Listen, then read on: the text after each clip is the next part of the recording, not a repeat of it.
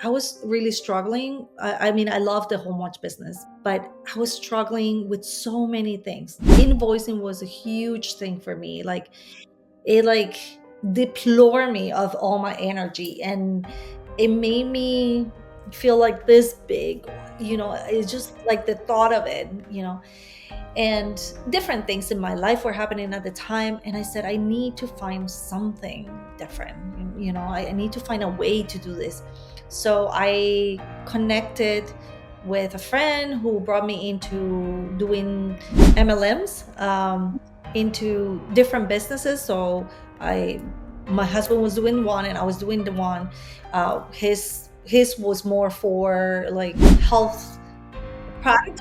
Mine was about wine. And this wine person connected me with a life coach, business coach kind of thing. And she really helped me through those pains of being an entrepreneur and learning me and why do I feel that way. She brought me into like Proctor's teachings and all these things, and really put in, like I was saying before, your words are so powerful, all these things that helped me so much to understand now, to like see, oh wait, this is why now it makes sense, right?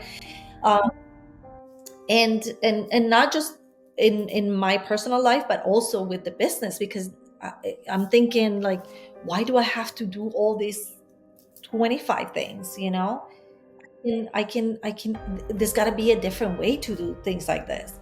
So that's when I started like understanding me and my feelings and my emotions and my frequency of all these things. It showed me, no, there is ways, and you don't have to kill yourself being an entrepreneur. I mean, that's not why being an entrepreneur is, it's fun, so let's find out other ways. And so I was like, okay, so we can do this way. Oh wait, there's a class for that. So let me take that class. And that class was AI. First of all, totally want to thank you from the bottom of our heart for joining in to the On Target for Success podcast. And one way that you're really helping us is not only by watching, but if you could do us the favor so that we can reach more women and help more women, if you could please subscribe, like, share, those things are huge in terms of YouTube. And that is the thing that's going to help us reach more women worldwide. So let me thank you. I know you're a busy woman, but by taking time to just hit that little like button and subscribe, you are doing your part in serving women globally. And I can't thank you enough.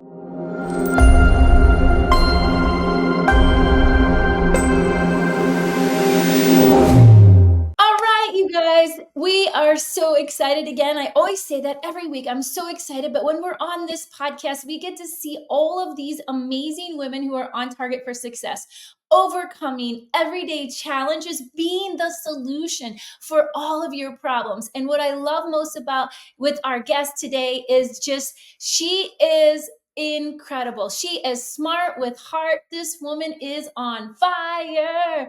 And you're going to see she's got her little Colombian sexiness coming along. So I'd like to welcome Miss Vicky Cardone, our beautiful AI. That's right.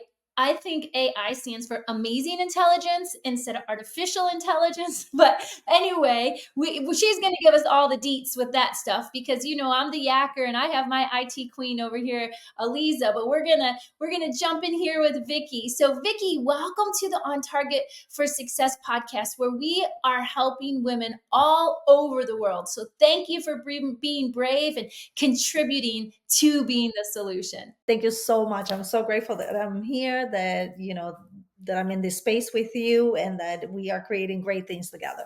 It is so exciting. And I know this is a topic, AI. Some people love it. Some people are scared to death about it. Some people are just like, it's so great. Like we love it for our business and the things that are happening with it.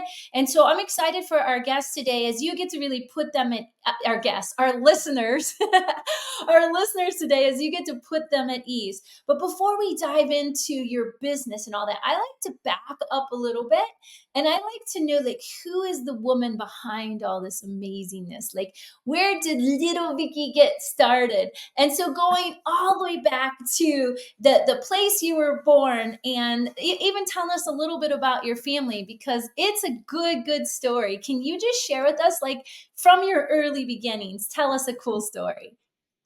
Absolutely. So I am from Colombia, South America, and Mm. I grew Say up. something in Spanish, because I love that. Where are you from? Donde to how do I say it? Donde es Colombia. Yo soy de Colombia, de Barranquilla. Colombia. You said Colombia. You can't just say Colombia. How do they say Colombia?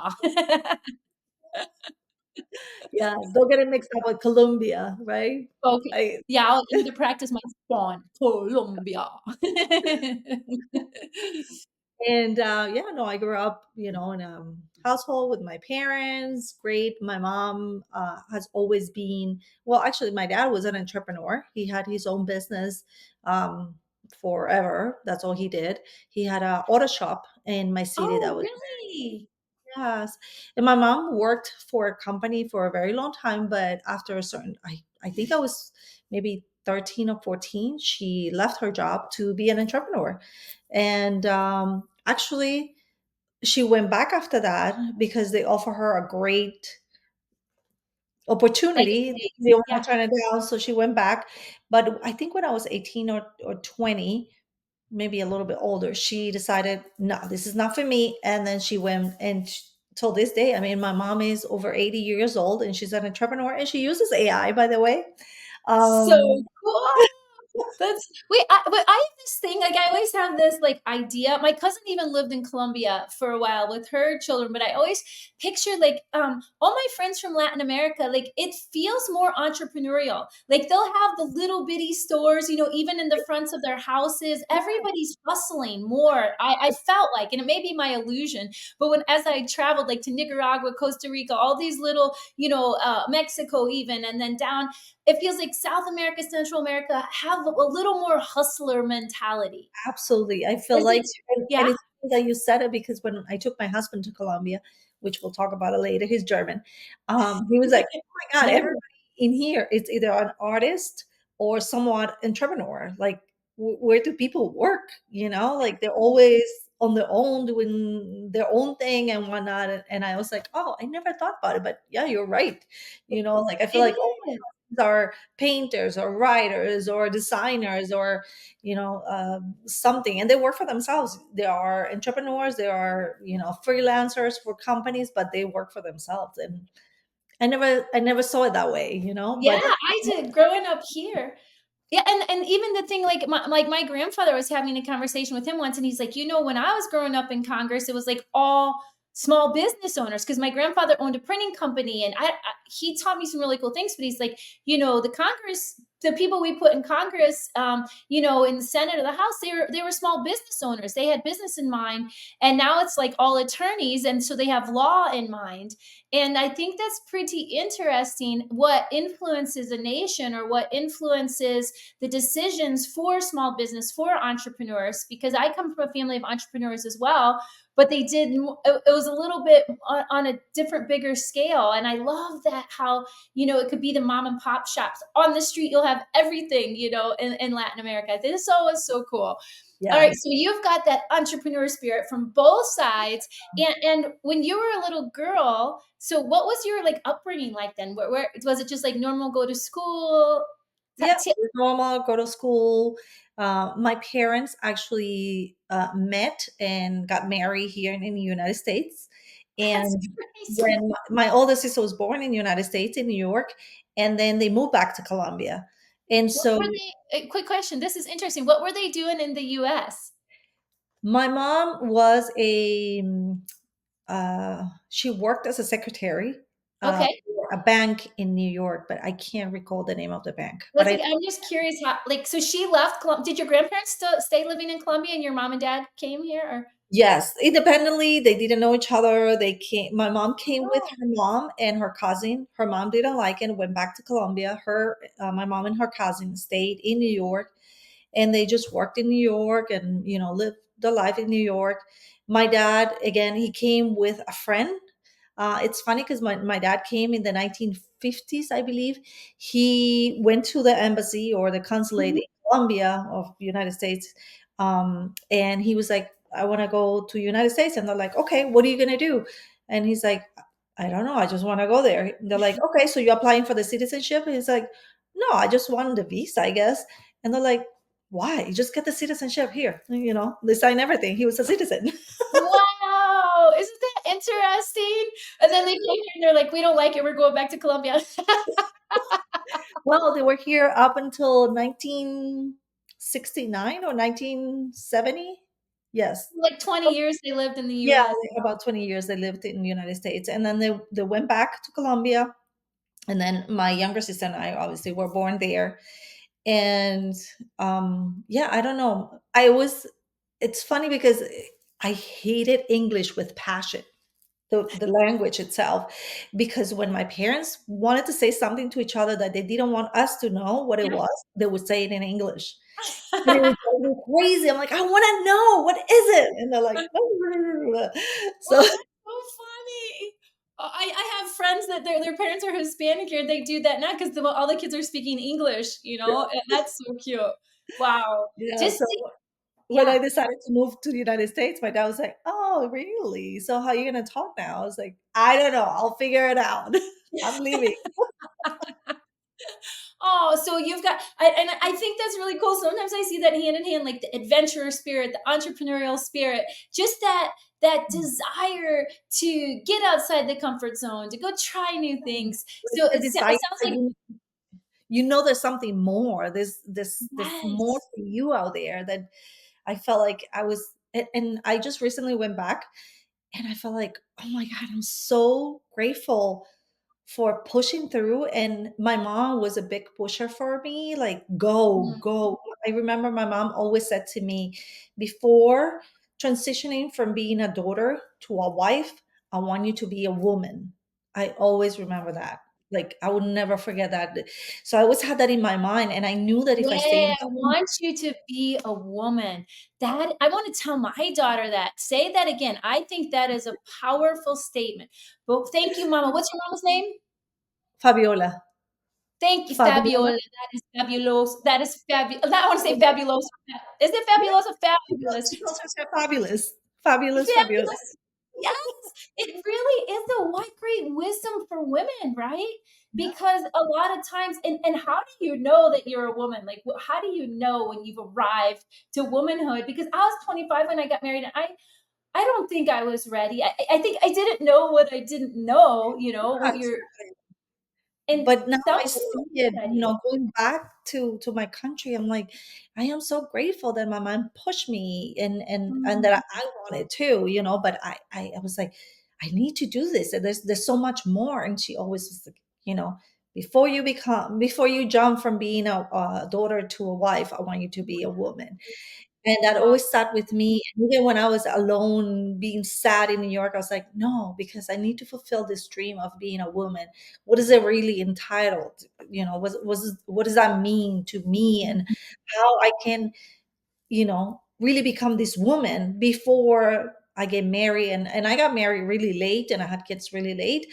But I am so, so grateful that I did it the way I did it, you know? Yeah, take me back to what it was like for you when you come to New York and, it's like you're saying you're really sad. What were some of the things that were hard for you as an immigrant here? Well, first of all, when I moved here, I didn't know English. As I said, I hated English with Well, passion. and of all the So places, wait, how did you pick New York City? Like of all the places you could have went to, because your parents lived there, or well, what? because my parents live there, and we heard so many stories about the Empire State Building, and walking down on Fifth Avenue is so glamorous, and all these like things that I remember my mom saying, like, when you go to Times Square, you feel like it's impossible what you see, You like you can't. And even till the last day that I lived in New York, every time I walk by Times Square, I feel like, wow, this is so magical. It is Mhm. truly a great experience. I feel like everybody should at least once in their lifetime go to New York. I know things have changed and it's not the same New York I was in the early 2000s. But it is a magical place. And where Yes. did you live? In like in the In the city? city, Manhattan. Yeah. So I tell us know. about like because I have this vision of like 'cause just hearing from friends like how expensive it is to live in a little bitty tiny shoebox of an apartment. Well, yeah, if you compare it with, like, I am now in Florida and I have this huge house, it's like, my God, I think my apartment was the size of this studio where I am right now. Wow. And you lived in it. Did your cousin go there too? Or just you And no, you so my sister was born, right? My older sister was oh born yeah, in New York. okay. And then one day she married somebody here. Things didn't go well. She got pregnant. She had a really tough pregnancy, so she went back to Colombia to live there because she Okay. couldn't. She had to be in bed for pretty much her entire pregnancy, and that's something that she couldn't do in New York. So she moved to Colombia, and she had her baby there. And then things are really tough. When you have been outside of Barranquilla, my city, or Colombia for a long time, I think going back, it is uh it is very difficult to adjust again. Mhm. So she said, "No, I'm going back."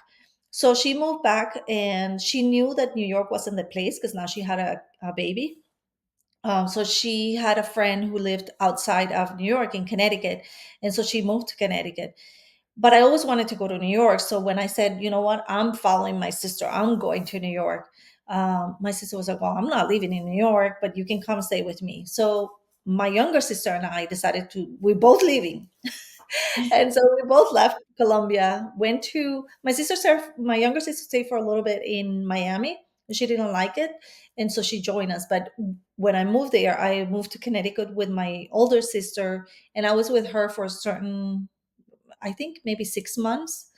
And then I found a job as a nanny because I came to United States to learn English, right? So I Yeah. went to an ESL program at New Haven University, and Talk a little bit about that because like we've had some other people on here. But what is it like? What was your? Because I just think about like all the the immigrants right now, and I know like what it was like for me to go to Germany and not be able to speak any German at first. So, but what was like? What's some words of encouragement that you can give like to new immigrants that are like you were saying? It's that it can feel so lonely because you so bad want to connect with people, and you have the humanness. Like we all speak human, but you want to know them, and when you can't, ask them questions and stuff, right? well, so I was in that ESL program, and it was great because none of us spoke English. So And don't not ask me how we communicated with each other. But I remember we were about 25 kids. And I say kids, I was 25 already. Does that sound like you? You have knowledge and you have experience, and you are now ready to turn it into a thriving business. With the Wisdom Conversion Blueprint, we help women just like you tap into their unique skills, package their expertise, and build successful businesses that you love. And you're making such a great impact when you do what you love. You have energy, you have joy, and it's contagious. So whether you're looking to scale, grow, or pivot, this program is designed with you in mind. Step-by-step blueprint. Simple, easy, we got you, girl. So don't wait. Let's start transforming your wisdom into wealth today. Visit the link above and let's change lives together because you are the solution. So talk more a little bit about what it's like. Like I remember like going to Germany and being so lonely. You speak human, but you really like you want to connect and you can't pull it out of them. And so I remember even landing there going like, what did I just do? I cried on the hotel floor my first night. And it was so expensive. I had $400 a one-way ticket, couldn't speak a word of German. And I'm like, I can't go home. I don't have the money. What did I just do? So how was it for you? Yeah, so it was funny because I went to an ESL program, as I was saying, and in the program we were about 25 kids. And when I say kids, it's not kids. We were 20. I was 25 or 24, and the other ones were around the same age. And yeah, we none of us spoke any English, so we're like, trying to point at things. And back then people had phones, I think, but it wasn't like a common thing. I didn't have a phone. I couldn't afford it. I mean, I moved to United States with $500. That's all I had. And I Yeah. said, I'm going. So, my sister was working, but she wasn't really providing, for Yeah. me. So I didn't have a phone, and we were just, trying to figure out things. I remember they gave us magazines, so we would like take the magazine, be like, this. There were people from Brazil. We had a guy from Turkey, from Pakistan, from India, from uh, um, B- Brazil. I said from. There was a girl from Japan, another one from China, like all over the world. United Nations in one class. Totally, That's totally. so cool. And somehow we became friends, and we would blur out whatever came to our minds, and if it was half in our language, we somehow understood each other, right? I don't know how, but we I did. understand. I had a little Langenscheids, I don't remember the name, it was a little yellow pocket dictionary, and my roommate was Italian, so I would have to go from English to German, show her the German word, she'd go from German to Italian, and it was so painful. We put notes on like wall, ceiling, all the German words like der Wahn, yeah. Oh my goodness. I think um, everybody once in their life needs to go to another country where they don't speak yes, the language. Talk to about figure it out.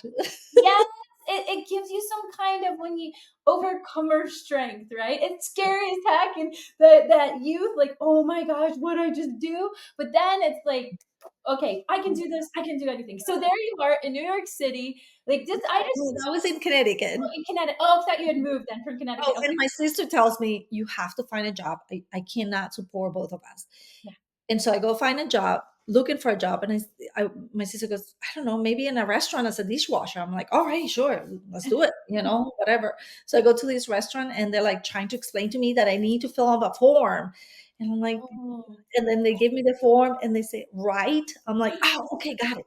So they're like, I'm like trying to figure out what it says. I don't know what that means, and so it You was will so give away your firstborn child. yeah, and then in the end, the lady took my paper, and she says, "Okay, what position do you want to apply for?" And I did understand that, but then I was like, I don't care. And then I went back to my sister. She was waiting for me in the car. She goes, so what did you say? So I told her, I said, I couldn't understand what they wanted. And then I figure out I had to fill up a paper. She said, did you fill out the paper? I said, no, because half of the stuff that were asking me there, I didn't know what it was. She's like, okay. And then what? And I was like, well, they asked me what position. I told them, I don't care. And she's like, what did you say? I said, I don't care. She said, no, that's not what you say. You have to say, it doesn't mind or whatever you would like to. But because in Spanish, the translation is exactly the same, so, Yeah. okay, it doesn't matter. But, so I meant to say, "It doesn't matter to me, just give me whatever," but Yeah. I was like, "No, I don't care." She's like, "No, they're not gonna call you." I was like, "Oh my god, I don't understand how English works." Aw. Aw. So did you get the dishwashing job? No, I didn't. Oh, so but you got the I know those scary feelings. It's like, and the one sentence I knew in German was, "Could you please repeat that?" So I would say like a million times a day, "Würden Sie das bitte wiederholen?" Like I would be like, "Could you please repeat that? Could you please?" And the poor people, even if they repeated it and slow, I still wouldn't know what they were saying. Oh my Oh, god. to everybody that's ever had to learn another language under that stress, mwah, I hug you. We feel your pain. So as you're coming and then okay, so how did the nanny come? Because this is so Then interesting. This so was in yeah, so I don't know how my sister was always like, "Oh, let's do this, try go here, go there." I actually found a job at a pizzeria as a bus girl, picking up because I couldn't even speak enough English to take an order, right? So oh yeah. the restaurant woman was a beautiful heart, and she's like, "Listen, we'll walk her around. Just pick up the plates, clean up the tables." I was like, "Okay." So I got that job, but And where was she from? it's Italy. So her parents, Oh she was like, I completely get it. My parents don't speak English. They came here from Italy, and wow. so she Can you wanted, just pause just for that moment? Just think how great our country is. yeah, Like it's made up of all these beautiful immigrants from everywhere, this beautiful melting pot, and just the kindness of the woman in the restaurant helping you get started, understanding, right? That's why I even did this podcast because I was like, the inspiration, like we are standing on the shoulders of giants, all the women that have come before us and helped us. Who is just going with that? So was she like one of your mentors? Who was like your most notable female mentor that really like lifted you up in that way? So besides my mom, because my Yeah. mom is a huge stepping stone for me, like she always lifted me up so much until this day. She, we collaborate constantly. But I would say a boss of mine back in New York. She Mm. was always, and she's an entrepreneur woman, and she has children. She's always like on the go, go, go, go, go, and what's next, what's more. She's always been like that. Her name is What's her name? Give her a shout out. Glenda Sansone. Glenda Sansone. She Sansone. Where's she from? she's actually from Ireland. Oh my Oh, God. I see. You say it with But such a she's like she's she's from married, Ireland. but she's married to an Italian, so that's where the Sansone comes. But It's so fun. she is an amazing woman, yeah, and she taught me a lot about just not stopping for anything, and don't take, I'm sorry for my French, but bullshit from anyone. Like, Mm. fuck it, Yeah. just go do Yeah. it, and don't let anyone stop you. And she's a very, I think she's a very powerful woman in her business. What was her business? What were you doing She's with in her? the restaurant business, and she brought me actually to, after the so I started working for her in the restaurant business. Then I left, and she started working for a company that does massive, huge events, music events, like Mm. 40,000, 50,000, 60,000 event Wow. people. So Yeah. she got me into that, and we helped each other a lot. And she would push me to do things that I didn't. I'm like, I don't think I can do that. She's like, yes, you can. Come on, let's do it. And working with her showed me a lot of work ethics, because I remember being pregnant. I was about 7 months pregnant, and I was working at, I don't know if you know this event, it's called Electric Zoo. Electric Zoo? Yeah, No. it is what it sounds. Really? Well, It's like, what well, it like is. describe. Is it like a dance party with electricity? Yeah, like electronic music, and Oh, people dress up crazy. Half of them are really? naked, like the whole. And I remember I was 7 months pregnant. This music is going, and me and her were running across fields of 45,000 people with Where water, was because this? the bar over there in New York, the bar on the other side needed water, and the people that we had to deliver water to the other side was not. I mean, it was delivering, but they needed more manpower. So I'm like, come on, let's go. So me and her carrying cases of bottled waters to the other side of the event, going through all these people, and like we were laughing, and then I would tell my husband, be like, why did you, don't they know that you're pregnant? I'm like, it makes me feel so powerful that even though I'm pregnant, I'm sweating my balls, that I can still do it. Nothing stops me, I right? love it. I love it. Yeah. Nothing. Say that again. I want to hear that again. Nothing stops me. Yes, yes, yes. I agree. I know. I can tell. It's wonderful.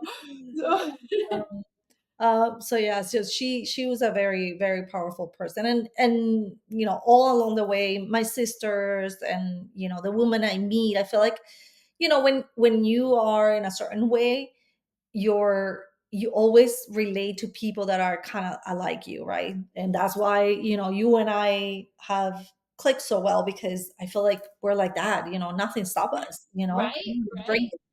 bring me more. I can handle it. Like, It's so cute, but you went all the way up to like your story. I love the story where how you met your husband and went all the way to like Michelin star restaurants. Like you may have started like in all these different layers, but it's like kind of awesome like how you start as a bus woman and go all the way up to the Michelin star. Right? That's even in and of itself when you say that's like amazing, right? So yes. okay, so we're in you're working at these events. So that means you had to have met Jan like Yes, before yes, that. we So can all that. But so that's after exciting. after I left Connecticut, I went to work as a nanny, because that was the job I found. And that's actually, funny enough, where I learned the most English I've known today. And I still Mm, remember learning certain ways, like certain words. Like I still remember sitting in the car with one of the girls from this family, and she's like, "Oh my god, whoa, whoa, whoa, you're hilarious!" And I'm like, "What did you just call me?" And she's like, "No, you're hilarious." I'm like, "What does that mean? Are you insulting me?" You know, because I didn't know they were hilarious, Yeah, and she was dying laughing. She couldn't even speak. You know, yeah. and when she Oh, finally paused, because I was like, I can't believe what is she calling me? You know. And she finally stopped laughing. She's like, "No, what it means is that you're so funny that that's hilarious." I was like, "Oh, okay, okay." And then we laughed for hours about it. oh. And then so okay, but it's cool. So how did you get to a cruise ship from all of that? Oh my God. So then from there, I went to New York. I said, I'm moving to New York City because I had so much fun and I had already met some people in New York City, and I wanted to be there and party all the time, and do whatever we do when we're single and fun and.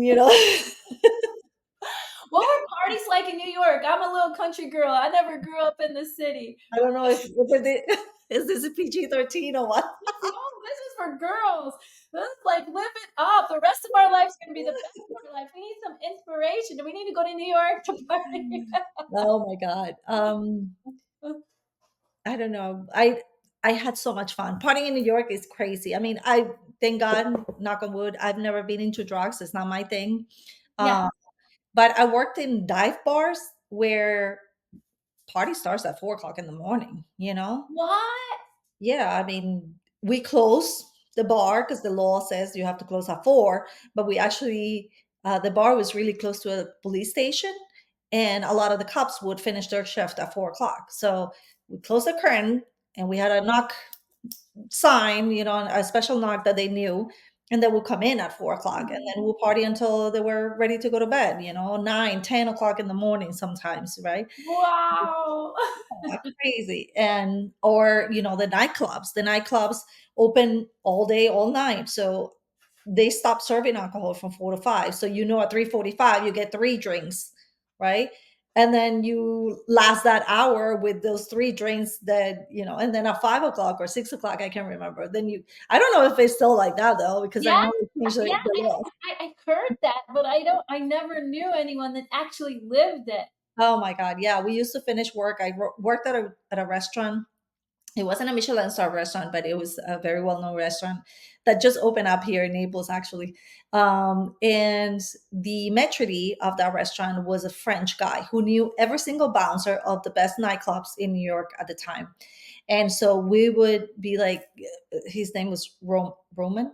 Roman, hey Roman, where are we going tonight? Oh, we're going to Pink Elephant. Oh, we're going to Ecstasy. Oh, we're going to, Yeah. all these nightclubs that only really high end people would get in. We would get in because he knew all the bouncers, and we would party. We finished the restaurant maybe around 2 in the morning, and then from there we would go to the nightclub until. Amazing. Yeah. It's so amazing. I know what we do. Well, I'm ready for that next phase in my life now. I think I work party all the time. Just to be that free, right? Oh And my just God, to yes. have that fun. I mean, I think I have a huge. I don't think it's even one. I think it's an harem of um, angels around me Oh, because, oh my God, I look back at the things that I did. I'm like, oh my God, how am I still alive? Again, I never did drugs, so thank God.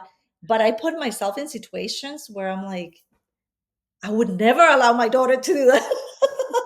your poor mom, right? Like when my kids tell me things that they did even in high school, like they're in college now, and they tell me like 4 years after, 5 years after, I'm like, oh, my prayers are working. Yes. Don't tell me. I don't think I ever want to know. Take it to your grave because I just don't even need to think of like, how did I not do my duty to protect you or something like that. I don't think going on to Germany on a one-way ticket, like Right? you don't know the language and come there. We do have angels. I just wanted to say like, I believe more and more in destiny because I'm like, if it's our time, it's our time, That's unfortunately. But we can't not live. We can't let the scary things, whatever we perceive as scary or what other people perceive as scary, because like if it's gonna get us, it's I'll gonna tell get you us. something that just came to my mind. So I had a friend coming from Colombia, and she wanted to like go crazy and let's do crazy things. And I'm okay. So I had a friend who was one of the cops that was at the thing, and I said, okay, You want to do something crazy? I'll plan something.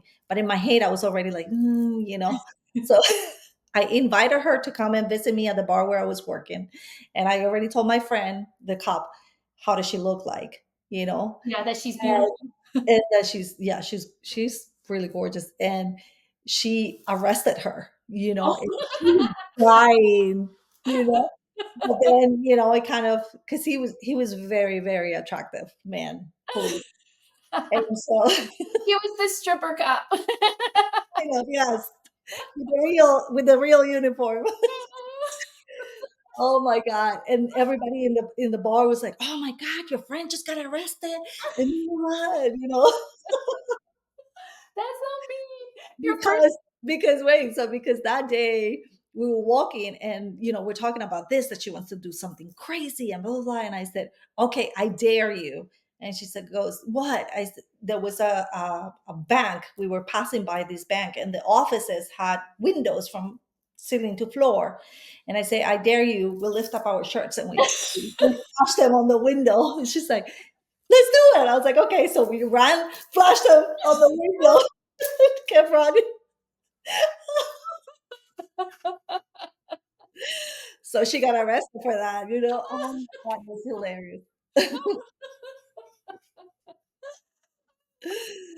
That's the free. Like I don't want that to ever stop. You know what I mean? That playful spirit, that energy. It's so great. Oh my And God. okay, girls, as you watch this podcast, you've got to leave comments. Like, what's the craziest thing you ever did in New York City, or not even in New York City, in the world? Like, what were your crazy girl moments? Like free the titties or flash. Even in high school, like we mooned this car next to us. Yeah, I think it was Nikki. I'm trying to remember who was all with me, but my Waterloo girls. And we were like in St. Louis, and we were going from a like stadium, from Bush Stadium. It was like after a baseball game. I don't remember exactly. I just remember driving down that road, and the friends that we were with, they're like, "Moon them," and we're like, "No." And then all of a sudden, all us girls mooned. How does that even come into our head? We're so impulsive as kids. It's funny. So like what have you guys done? Like what were your crazy stories? Please comment down below. It's just this is how we need belly laughs like this every single day.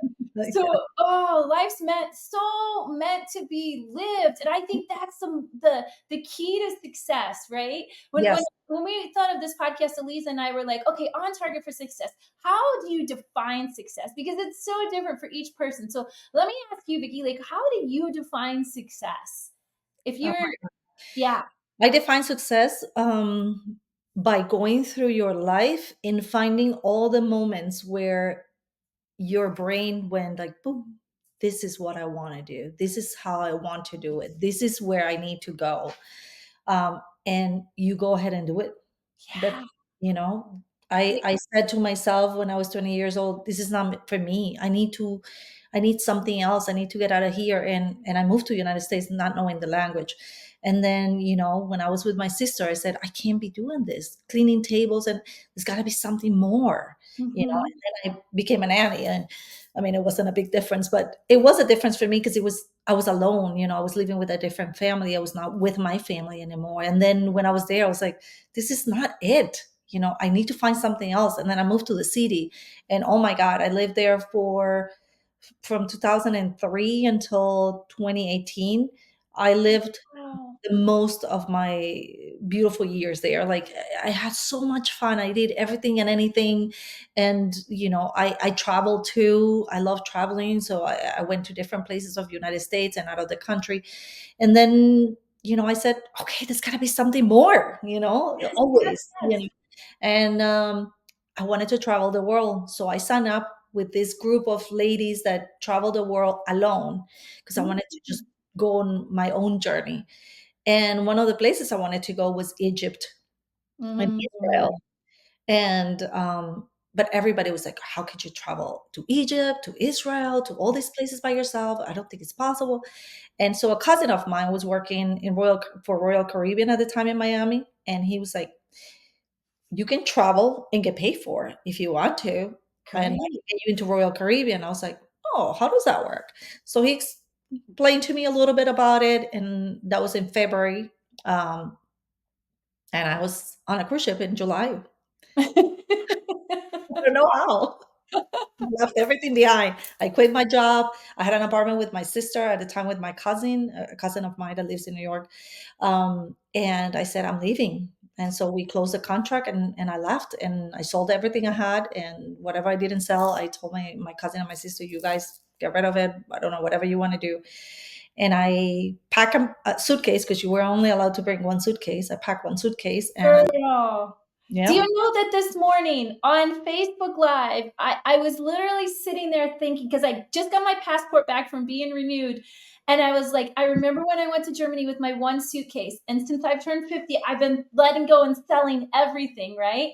And Mhm. and just today I was like, wow, I just said that this morning. I know that am down, I'm trying to get down to one, because how did I accumulate so much stuff, right? And like, what, we don't need this stuff, and it owns us, but our life is meant to be lived and we only get one life, right? And now that my kids are grown, I'm like, I'm ready for the next adventure, Exactly. right?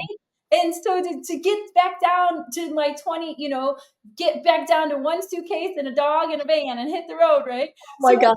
I hear you, like, you're this is so magical for me. So then you're on the cruise ship, because then magical things happen when you're living those promptings, when you're really, really living, right? Yes, and I hate it with passion from the moment I boarded that ship. But um, Tell me how you felt. well, it was really difficult What was because difficult? I came in to the company of Royal Caribbean as a manager. Mm. My position was in the managerial status, let's say. So I was a bar manager. So it was bar supervisor. Sorry, no, I was a bar supervisor. Sorry, it came head bartenders, bar managers, assistant bar manager, and bar manager. And as a bar supervisor, usually people tend to make the way up to it, right? Oh. So everybody disliked me a lot. First of all, because I was a woman, and the Mm. majority, unfortunately, it is what it is. It's culture. The Yeah, majority of but that's the thing. That yeah, it's real. That's real. People, I think, to talk about that, because unless girls know it, we know because we lived through it. But we gotta inspire, like, the next generation that, yeah, and again, it didn't stop me. I mean, I right. didn't like it, but I was there, What were some of the things that were difficult about being a woman there? Well, people didn't respect me. My staff didn't Mhm. respect me at all.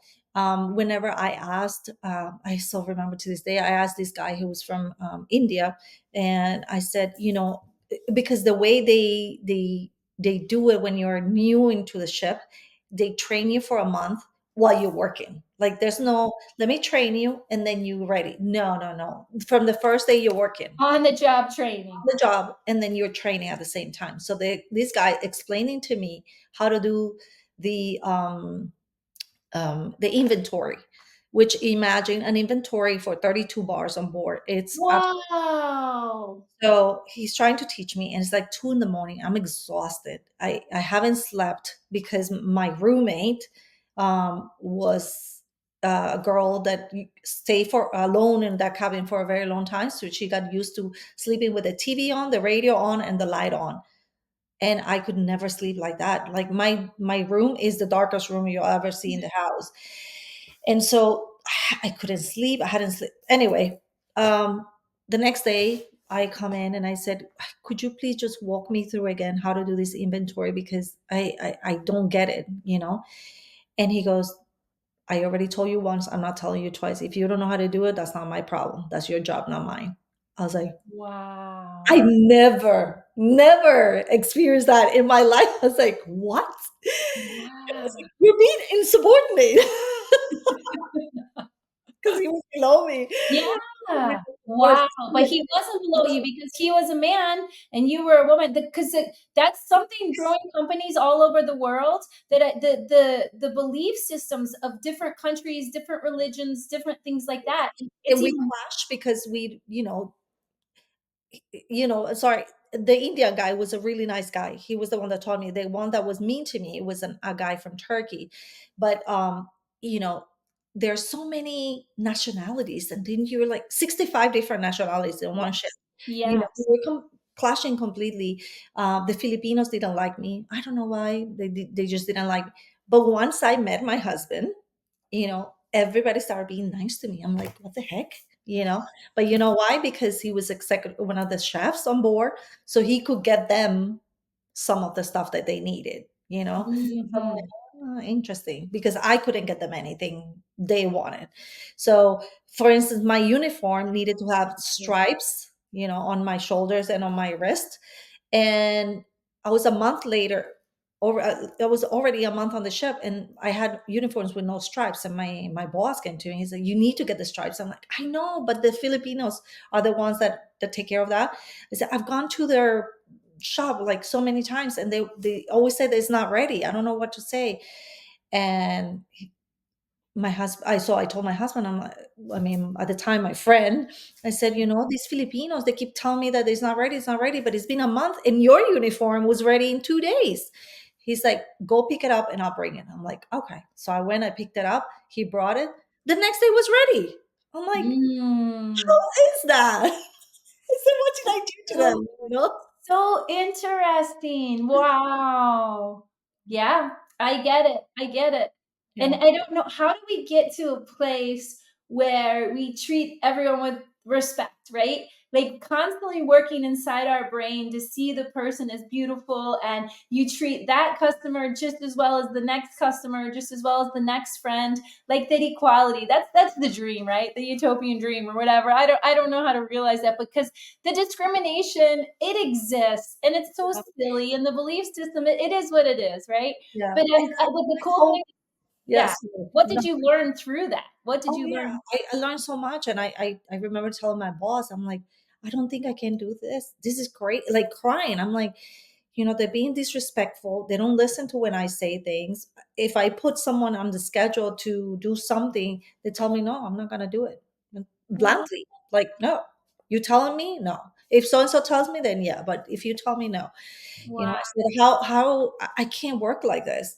And so I remember my boss saying, "All I can tell you is that people will get to know you, and then they will understand you. But until they get to know you, it's going to be like this. It sucks, but other than man up, there's Yeah. nothing I can tell you." And I was like, "All right, put up those pants and let's do it. Because I That's great advice. had That, contract for 9 months, so I had to be there. and at what point did it start changing for you? In about 3 months. Okay. It took about 3 months, and things started changing. It also changed the fact that now I had a relationship with my husband, and we understood each other, and he supported me, and he was there for me. When things didn't work out the way I was hoping. And so I joined in July, and for Christmas, right before Christmas, I said, "So how do you guys celebrate Christmas?" Because Christmas to me is one of the biggest holidays. And although it's a little bit different from the American Christmas, because we celebrate Christmas Eve and whatever. Like Um, the Germans. yeah. So I said to my staff, I said, "How do you guys celebrate?" And they said, "No, we don't celebrate." I'm like, "What? No, we have to do something." So I remember I Why asked, didn't they celebrate? because everybody has their own Different religions? different religions, different cultures, different Yeah. yeah, everybody does something different, so they So just you, get yeah. together. We know we just get together by our uh, culture and traditions, and we do whatever it is in groups. I said, "No, this is not going to happen in my watch. We're going to have a huge party. Everybody's going to chime in, and I am going to buy." We had 120 people on the staff. I'm going to buy 120 presents next time we're on port, and everybody's going to get a present. And so everybody chime in with $5. This is 2009.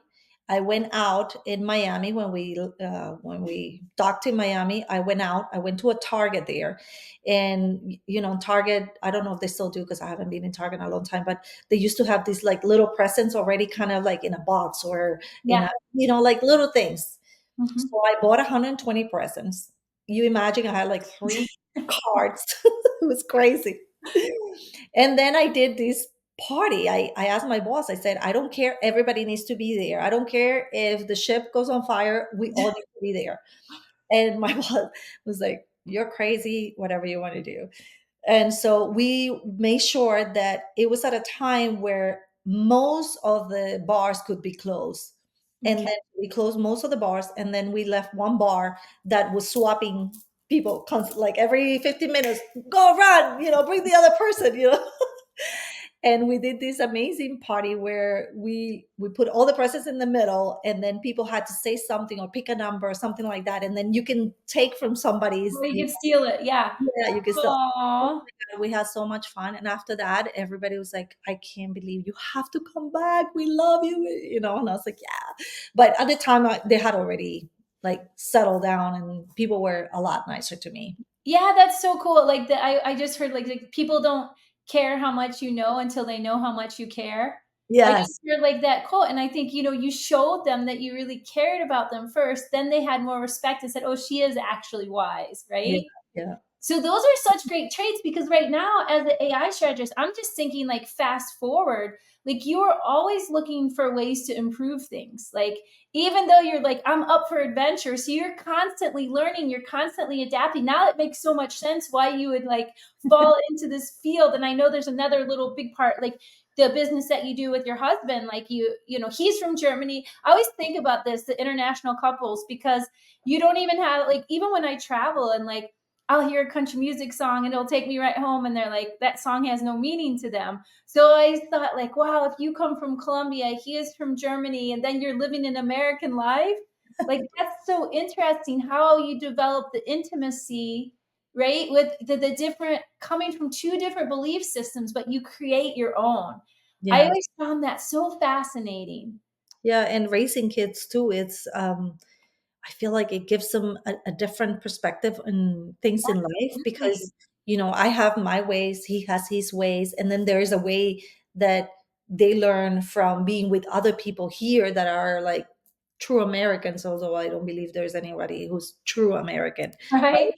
Um, it's just, it's like you have all these cultures that open your mind that there's always something out there, right? Yeah, always a new way to improve. Always, like I like how Tony Robbins says, "Can I constant, never-ending improvement?" Right? Like there's always a way. Like, what did we do good? Where can we improve? What do we do good? Where can we improve? So okay, so fast forward. So you've got your husband Jan from Germany, Yeah. sweetie, and then you have two beautiful kids now. Yes. And then, so being a mom, did that shift you? Because you were saying, like, how did you start? You also have a home watch business. So, how do you even get into that? Okay, so we moved here when our Here is Naples, Florida. I'm sorry. You said we moved here. So, here is in Naples, Florida, or Florida, or Here in Naples, Florida, we moved when our daughter was about 3, I think. Yes. from And where? from New York. Oh, so, okay, gotcha, gotcha. Okay, I'm following. Okay, so yeah, sorry. So we left the ship. I went back to New York. I said, I'm never going back. Like that is not for me. It's not happening. Sorry. And he was like, well, if you're not going back, I'm not going back because I'm staying with you. And so we Oh, got married in 2000. So we got off the ship in 2010, 2011. We got married. And our daughter was born in 2015, so we have 4 years of craziness, having fun. And and so 2015 when she came, it was very, very difficult for me at the beginning, being a mom.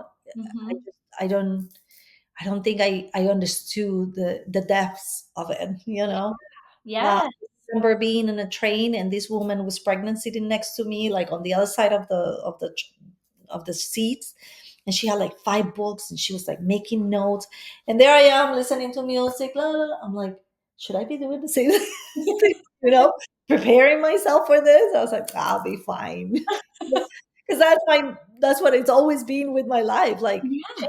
okay, don't worry, I'll be fine. You don't need to know it all, right? You And can't. yeah, You're learning as you go, right? I yeah, think that's a really good lesson. yeah. So when I had my daughter, I was like, whoa, like I felt like the train stopping its tracks. I was like, what am I gonna do? And living in New York was tough because it's in the winters. So I come from Barranquilla, which is hot all year round. Oh, okay. Um, not being able to go out in the winter with my daughter, not because I couldn't. Yes, I could and I did, but the fact that you have to put so many layers on the baby, then you have to wrap yourself too, and then when you're ready and about to go out the door, the baby poops. It's like, well, go back. Now you're trying to take off the, all the layers. You don't want to take your boots off because it took you half an hour to put your boots on. So I'll put everything. And then you're sweating in your Yeah, apartment. You know? I know. I know. Oh my gosh. No, It's no. that mom being a mom is not for wimps. That is for sure. It definitely is an act of love and sacrifice and contribution. And I mean, hats off to all mamas out there who can totally. That's why I mean, like you're working like all women now. They're expected to do so much. Have these babies, I don't give think them we the were best. I don't think we were meant to do this, but now we are in this. So let's do it. Yeah, we keep changing, we keep Yeah. improving. Adapting. So I said to my husband one day, I said, I am not doing another winter with this baby. Like it's not gonna happen. I can't. And my husband at the time was working like 90 hours a week. So I was raising our daughter pretty much by myself. Yeah. And I was like, I can't do this. I don't want to do this anymore. So here we go again. We're like, all right, let let's go, you know? And so in 2018, uh, shoot, now I don't remember. 2017, we said, okay, we're gonna go to travel different places around United States and see where we like it. So we went to different places. We kind of did a road trip and whatnot. We came to Florida. We went to Orlando, St. Petersburg, Tampa, and then we end up here in Naples, and we just loved it. So that Oh, was 2017 in February, I think it was. And no, it was like November. And in December, he said, okay, tomorrow I'm going to quit my job. I was like, all right, quit it. And then we'll go to Naples. Fine. So he quit his job in December. They asked him to give him a 3-month notice. And he was like, okay, fine. So that will give us until March. Perfect. Funny enough, we went to check our apartment. The lease was up in March. I'm like, everything is falling into place. Let's go. In January, he gets a call from a recruiter saying, hey, I don't know if you're interested in Florida, but hey, I have this country club that is interested in hiring an exec. And we were like, oh my God. wow. And so In Naples? yeah, in Naples. Oh my goodness. Crazy. Yeah, like when you ask Yes. the universe puts everything in its place. Like that's Right? what it is. Yeah. Right? So he got a call. He got the interview. He had to do a tasting. He did the tasting. They loved it. They made it an offer, and they actually paid for our move to Naples. Wow. Wow. I love this. So yeah, Talk about inspiration. Are you girls listening to that? When you ask, Miss Vicky tells you the universe conspires. It gets behind you. it Look at listens. divine timing. I truly believe in that. I truly, Yeah. I see it and believe it and know it, and it happens. Yes. And that's why we should be careful with what we say, because Yes. our words are so powerful. When you put anything out to the universe, it's always listening. And if we put out the wrong things, it will listen the wrong things. But if we put out what we really want and what truly inspires us and what we just make the decision. This is what I want. I'm going to do it. Yes. And Yes. then it happens, Oh right? my goodness. It so does. I love it so much as you're telling me. I love these podcasts because they're always reminders, right? It's always like I feel selfish doing them because I always get so much out of it. I'm like, I know these listeners have to get some too. Say, come up in here. I'm feeling you, girl. I'm having church up in this podcast right now. It feels so good in my soul. So Yeah. as like I can totally see why you'd be an AI. Anyway, we're gonna get to that. So then you guys, he's working at the country club, and then you're not seeing him anymore. So again, you're like, So boom. exactly. So we're back here, and I'm like, it's the same thing. And our daughter was growing up, and I was like, okay, I gotta find something to do. I don't want to go back to the restaurant business. I don't think I want to do the events anymore, because I was also doing the events, um not in that scale. Oh no, when I moved here I was still doing the events, so I was traveling back and forth to New York, which is crazy, all It is summer long. crazy. With having my daughter here, we found a great babysitter, but still I was like, for 3 days in New York, and then coming back for 4 days and going back for 2 days, and it was crazy. So I said, no, absolutely not. This is not happening. And I want to do something else. What can I do in my own time that still allows me to be with my daughter? But I'm kind of helping a little bit. Also, I didn't want to just sit down at home and wait for my husband. So I was like, oh, maybe I can be a realtor. But I was like, oh, I don't really want to do that. How can I use my expertise Yeah. in the hospitality business How to could your help others? wisdom be converted to your wealth? Yeah, so I found a Home Watch Academy, and so it taught me everything I needed to know about home watch and taking care of clients' homes.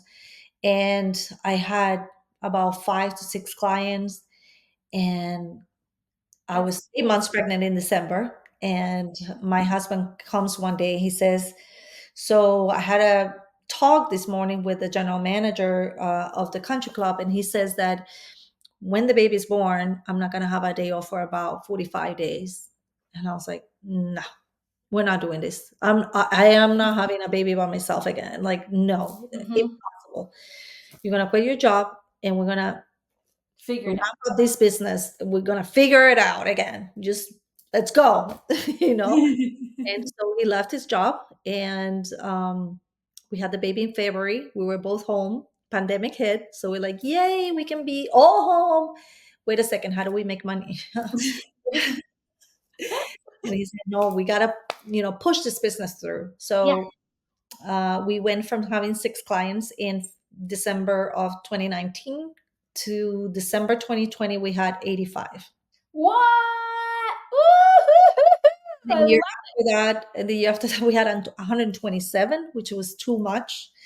And from there, we've learned so much because we were never entrepreneurs. So we were doing, things that I laugh about it now. But and it, and people will be like, "Oh, I want you to do this." Oh, yes, yes, yes, yes, yeah, whatever you want. And now it's more like, no, that's not how we do things. This is how I do it. You don't want it, Ooh. perfectly fine. The best place Yeah. in life when you can fire clients or you can say, "No, thank you. I know my value." When you reach that sweet spot in your business where it takes you a minute to get there. Listen up, every entrepreneur, every woman that's thinking about becoming an entrepreneur.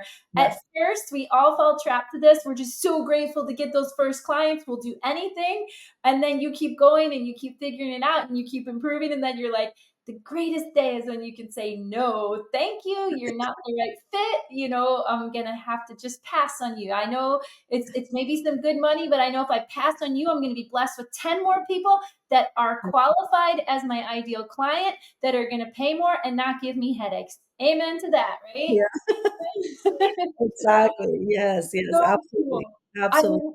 I love all that day. So, all right. So now that we've got this thriving home watch business, but then you're always tinkering in the technology of it because I know you and I have collaborated or crossed paths through different things. That's why I was like, please be on my podcast. Please be on my podcast to let everybody know. So then time was I believe, is our greatest commodity. Yeah. So how then does this translate into using and studying all this AI?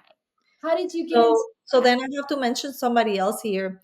I was really struggling. I mean, I love the home watch business, but I was struggling with so many things. Invoicing was a huge thing for me. Like Mhm. it deplored me of all my energy, and it made me feel like this big. It's Mhm. just like the thought of it. And different things in my life were happening at the time, and I said, I need to find something different. I need to find a way to do this. So I connected with a friend who brought me into doing um, MLMs, into different businesses. So I my husband was doing one and I was doing the one. His was more for like health Yeah. products. Mine was about wine. And this wine person connected me with a life coach, business coach kind of thing. And her name is Julie Ciardi, and she's amazing. And she really helped me through those pains of being an entrepreneur and learning Mhm. me and why do I feel that way. And it just now I laugh about it, but she brought me into like proctor's teachings and all these things, and Yeah. really put in, like I was saying before, your words are so powerful, all these things that helped me so much to understand now, to like see, oh wait, this is why, now it makes sense, right? um, Mhm.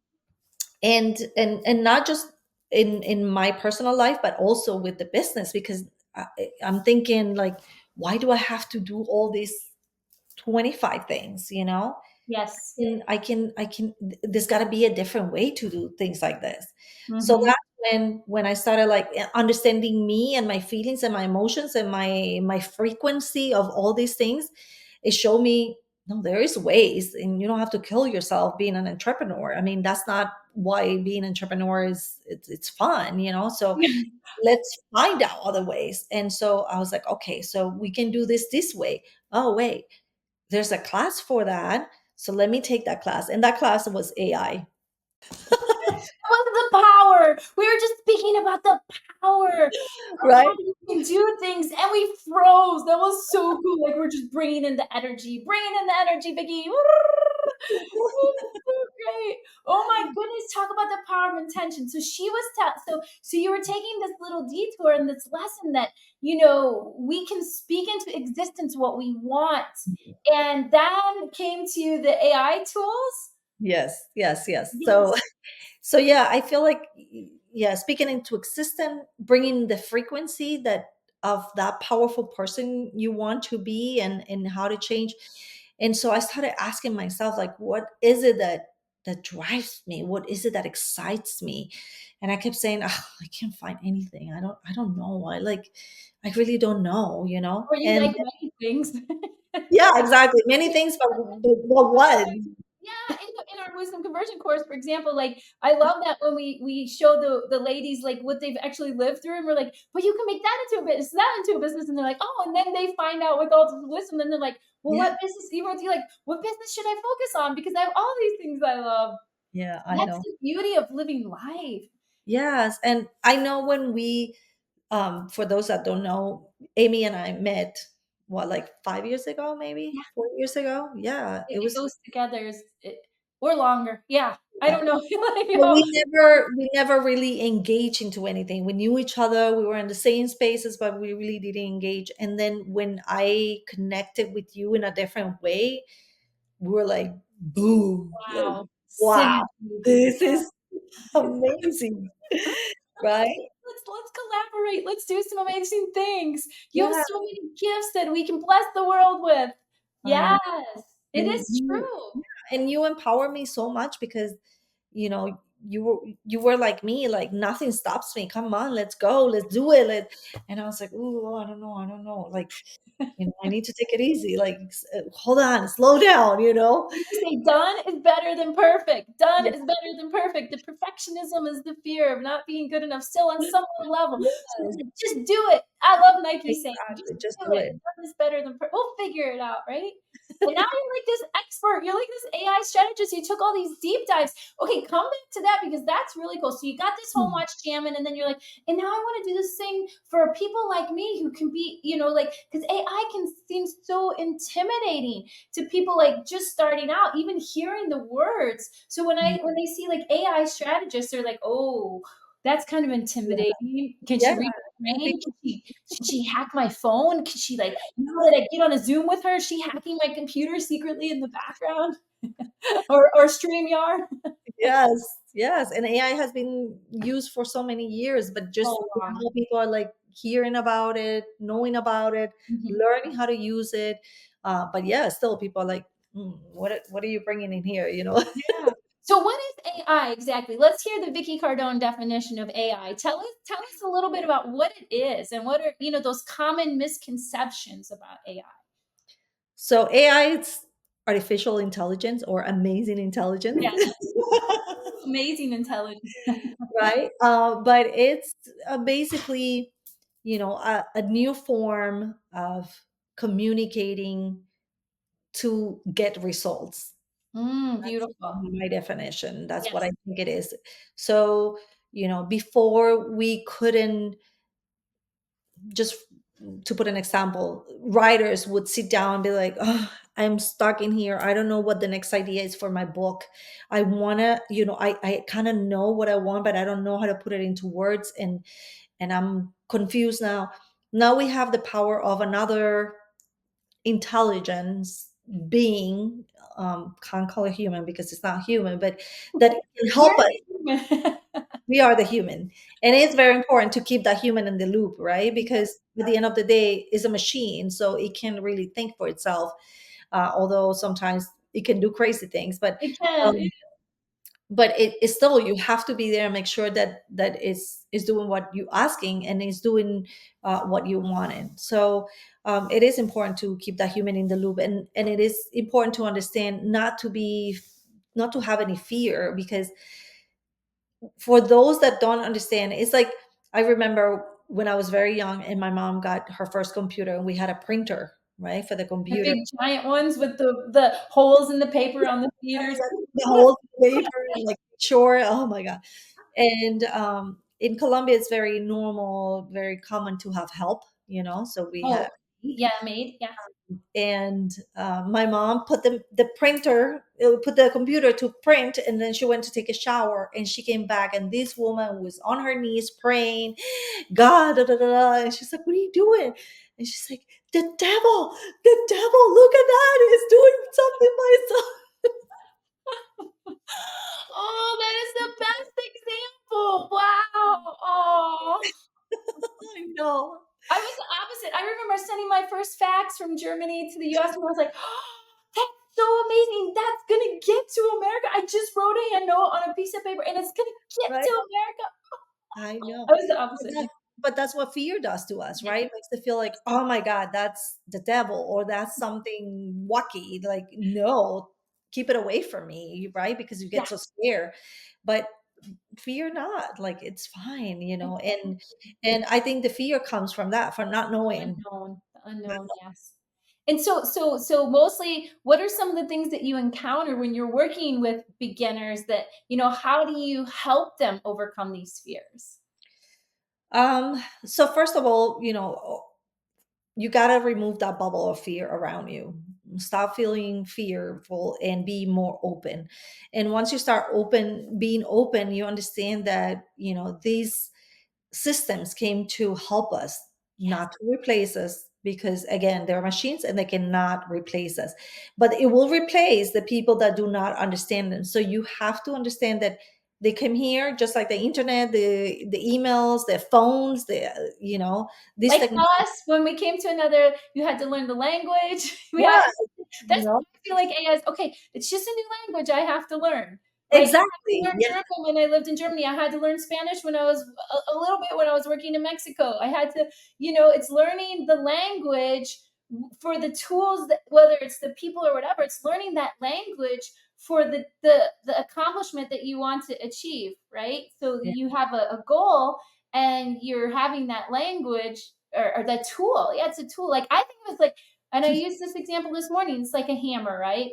I'm going to give you a hammer. You can use that hammer to either build your house and to do good things, or you can use that hammer for bad things. It's just the hammer. The hammer doesn't change. The AI doesn't do it. You're the person using that tool for your benefit, right? exactly. Yes. And so once you remove that, then we can start talking about, what is AI?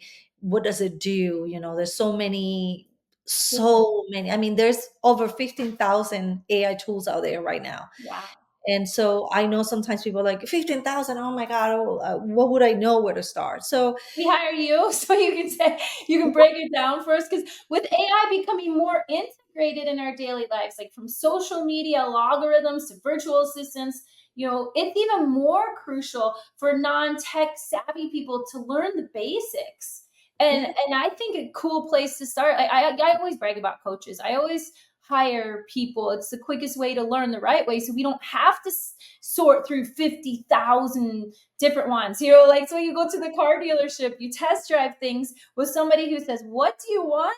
Okay, try this car based on your needs." exactly. Yes. And so that's where I go in, and we talk about, what is it that you need? What is it that you're looking for? How do you see yourself as a blah blah blah, fill in the blanks. And then from there I go, okay, do an assessment, and then we can say, okay, we can use AI here, here. You can save 2 hours a day because you don't have to do that anymore. Yes.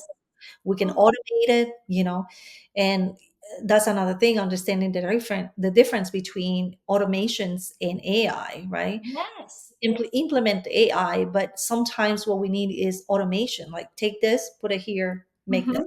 you The know? sequences, exactly. So it's like if someone, yeah, if they don't have any experience with AI, the first step to begin their journey, I feel like reach out to Vicky, because you can, like, seriously, like, you can do Google, you can do, but not, because they all have an agenda. They're pushing their own AI, and it may not be right for your needs, but there's no way to know that. It's like the car salesman, you want a car that's economical, and you really want something like a Prius, and he sells you like a big SUV, like a Suburban, because he doesn't care. He makes more commission on this higher price thing. So you got to get a neutral person, because you're your own independent consultant. So you don't have or get a kickback for any of the tools that you're suggesting. You're constantly learning, aren't you? Like, you're constantly testing, seeing which ones are best. Yeah, and there's so many tools coming out on a daily basis, and some of them are disappearing on a daily basis as well, because companies get bought by other companies, or tools that, I know tools that were only for audio, for instance, Yeah. and now they discover that they can integrate these other tools, so they buy this other company, they put it in their website, so now this other company doesn't exist, but this other one now is doing more things, and so every day it changes, and regulations change as well. So some Mhm. things that some companies were doing before, and also each country has their own regulations. So some AI tools are only released, let's say, in United States, some other ones are only released in Europe, depending on the regulations. And then they make the ways That's by, interesting. yeah. So So AI is regulated differently in different countries. yes, yes. And actually, like, some of the big LLMs, which LLM stands for large language models, are not available in China, or not Mhm. available in Switzerland, right? Because they have the biggest, well, Switzerland has the biggest regulations when it comes to privacy.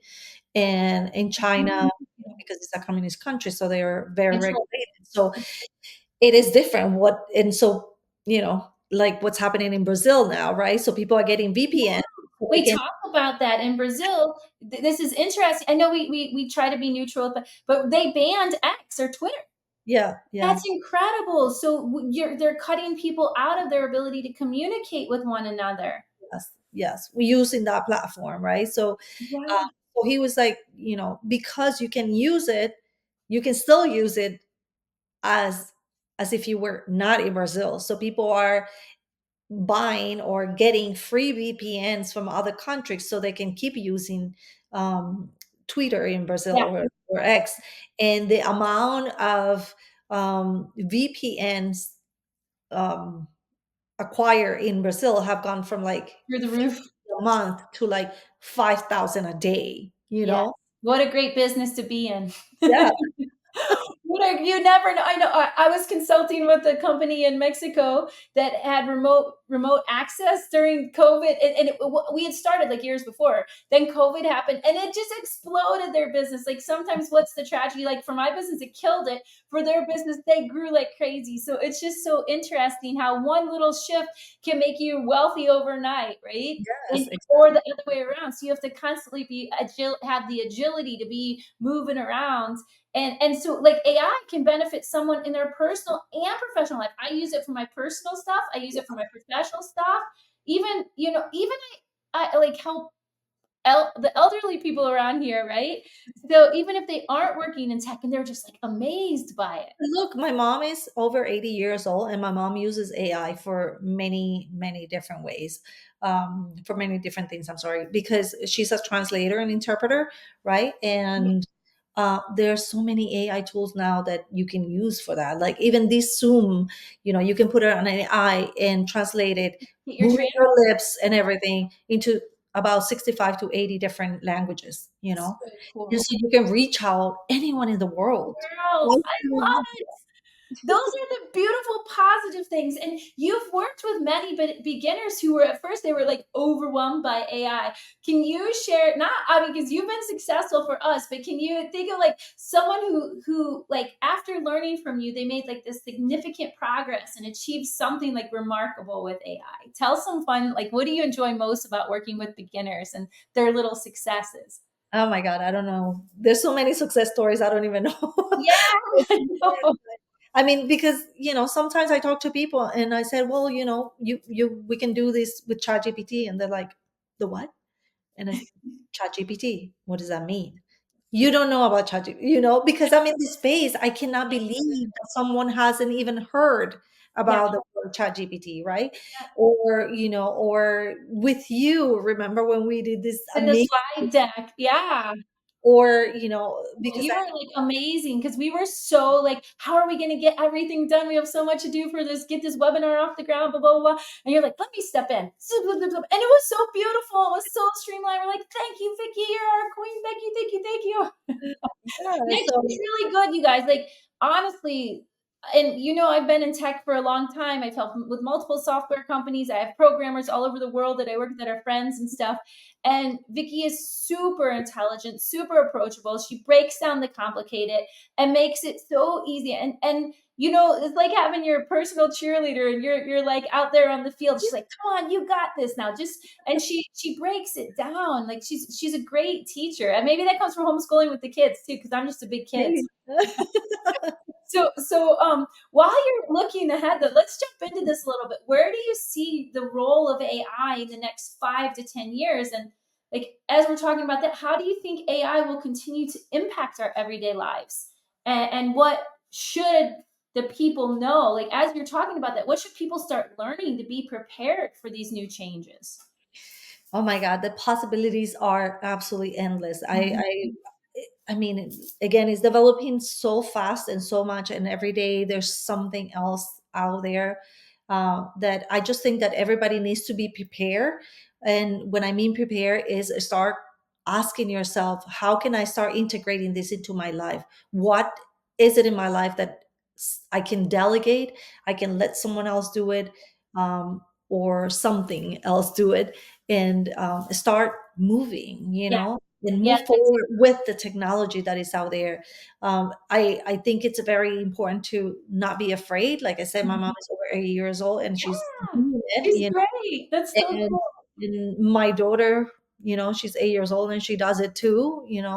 and it's just, you have to come together as the world, come hold hands together and just Mm. going forward, because we if we don't want to do it, we don't want to see it, like Yeah. people before, when the iPhones started coming out, right? People were like, oh, no, no, no, no, no, that's too complicated. And now you see, the little ones teaching the grandparents, right? Yeah, um it's so great. it's And that's amazing. how it's gonna continue to be. I love that you said that because I get inspired by technology. My challenge is like I always want the newest and the latest, and I want to go to that one. And I'm like, because it changes so fast, and I love learning. So technology is the perfect like lane for me to be in because you have to keep learning. Yeah. You are as soon as you stop the one, you got the next one to learn. So it's constantly stretching my brain and growing me, and I love that. And I think there's going to be I know there's going to be a lot of women inspired because of today's conversation. They're like, wow, So all these cool things that Vicky's done. And, she's inspiring because she's like, just freaking do it. You can do it. You don't have to know the language. You don't have to know anything. And those that are inspired today, what are the next steps that they can take to learn about AI from you? I know you do like little mini courses for beginners. Do you have any upcoming courses, workshops, resources that our viewers can access? yeah, so I have a mini course coming up, Oh, great. We'll right. put the links. Yeah. Yeah. We'll, Okay. we'll put all the And links the next down one's coming in. up, and I have a keynote presentation that webinar keynote presentation that I'm going to do. And also I'm booking now my one-on-ones with people that have either a startup company or a small business company, and they want to figure out a way to free up time and space in their calendar. And so we can do Yeah. that too. to automate some That's of the things. phenomenal. I know you Yeah. use it for scaling as well, not only saving time, but growth strategies, because that's where we are really excited is like in the lead generation space with you is Yes, yes, yes, tools yes. to really qualify the good clients that you need because the big time wasters, like, we always say in wisdom conversion, like, and even in our scaling companies, in our success scaling courses, like, the tighter the niche, quicker we get rich. Well, try telling your AI, this is my niche. Go find just these women or find this Exactly. people. I know. And you can do so many things with these LLMs, I mean, you have to see that AI, it's increasing everywhere, right? Language models, visual, like images, audio, Yes. um, You can take my voice. You can take you. That's one thing we're going to tell everybody. Do not trust. Don't trust us. That we may have made up this podcast with AI. This might not really be us I because know you can you. make a clone of me, Yes, which yourself. I'm in the process of doing that, a clone of me. So, so I can automate Make certain things videos. that I have to do. Yeah. So I don't have to Make record videos. myself 100 times, I just record myself once and I think then that's what the president has done. I don't. Sometimes I don't think our president's real. Sometimes I think it's an AI video. I truly, truly, truly believe that don't because say that out loud because then you'll get cut off. oh, then I'll get in trouble. So no, but like, and it's not. I see a lot of people using the AI videos now, and it's not even. It's such a time saver. We watch cartoons when we were kids anyway. How is it any different, right? They're Yeah. just delivering a message like a cartoon. How can we get emotional with cartoons? They're not even real. Our brain. So make sure, like I was a hypnotist and master in NLP for a long time, helping athletes and helping people overcome all that stuff. So I'm always interested in how we allow ourselves to get programmed for now that AI is out there at the whole new level. It's going to be I programming your know brain. we have a code word here at home. Yeah, Obviously, I'm not gonna say it, but when because we know that now people are getting cloned and they call, "Hey, grandma, it's me. I'm here. Can you send me yes. $100?" It That happened already to my nephew. wait, say that now. Let's talk about this safety factor because this is amazing. Go ahead and tell what they do. They use AI They use AI to clone people's voices, and they sound so similar that it's really really hard for you to not know that is to not decipher it. that person. And they'll call and say, "Hey, grandma, it's me. Here I am. I'm on the side of the road, or I just got, I don't know, Grandma's in an I'm accident. in jail, whatever. Can you send me some money?" Oh, it sounds like your grandson. It Yes, sounds like your nephew, or sounds like whatever. And you're like, "Yeah, absolutely. Where? No, just buy me a gift card, and or send me a money order, or whatever it is." or Apple Pay me $100. Yeah, and then I'll pay you back, Yeah, then, next thing you know, no, it wasn't that person. So yeah, it is important, with all this development but to wait, the part was really good where you were saying earlier. So if it train everyone in your family to have a code word for yeah, your so we have a family. code word. So we know that if something like that happens to my husband or to me or to one of our kids, there is a code. And even through my entire family with my sisters too, we have that. And so if something like that happens, what's the code word? Yep. And it's a code word that nobody would know. So we know, Exactly. you know. You got to have that code word for your family. So if someone from your family, if you get a call and even they can hack into your phone line, it looks like they're calling from your number or Yep. from my son's number. Like say Abraham was calling me and I look, it says, Abe, what do you want? Help, mom. Okay, what's the code word? And if they don't know the code word, then you've been hacked with AI. Yep. So Exactly. it is interesting. Oh, yeah. So It's those like you said, you can use a hammer to build a home or use it to do something bad. So, we are always we have have to to. watch out for Yeah, that. we have to know that's a hammer. If that someone's coming at us with a hammer, we've got to be prepared. So if someone's doing that to our family, Vicky, this is so good. And I will put all the information to your website, to all of the things in here, so people, if they need a strategy session, they need to do whatever, whether it's their business or they want to take one of your courses, we'll put all the links down below. Make sure you guys, she's amazing. You're gonna have so much fun with Vicky. But before we wrap up, I got a couple questions because I say this at the end of every podcast. I'm like, the quality of our life is determined by the quality of our questions. What is one question that someone asked you in your life that made you stop and think and maybe change the perspective? Oh gosh. Um, Yeah, it's good. Or you can say like a piece of advice you'd like to leave the viewers with, like especially those who might be a little bit hesitant to dive into the world of AI. yeah, no, I'm just there's so many, so I'm trying to pick one. But I would say what I said before here, and is always remember that whatever words you put out in the universe, those words are heard by the universe, by God, call it Allah, whatever you want to call it. You know, Mhm. uh, words are heard, and the universe works in ways that we never expected, but it always works because that's what we want. And so we need to put the frequency out there of, like, my frequency is nothing stops me. And I tell my children every day, and sometimes they get annoyed, but we do hard things, Yes. right? And we do hard things, and when they get stuck in their homework, or they're stuck in their ways that I don't want to do this, I said, I get it, but remember, we do hard things, right? I have to share this with you, and I even got this. Can I read this one little thing to you? It's exactly on that. It said, "Marriage is hard, divorce is hard. Choose your heart. Obesity is hard. Being fit is hard. Choose your heart. Being in debt is hard. Being financially disciplined is hard. Choose your heart.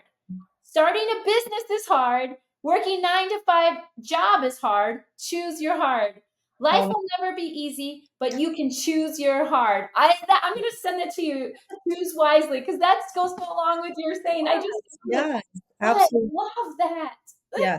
Yeah, Yeah, and well, things. one last thing I want to say is that, for entrepreneurs, when you start, I know, again, it's hard, but you have to remember this. If you don't know how to do it, find someone who can push you.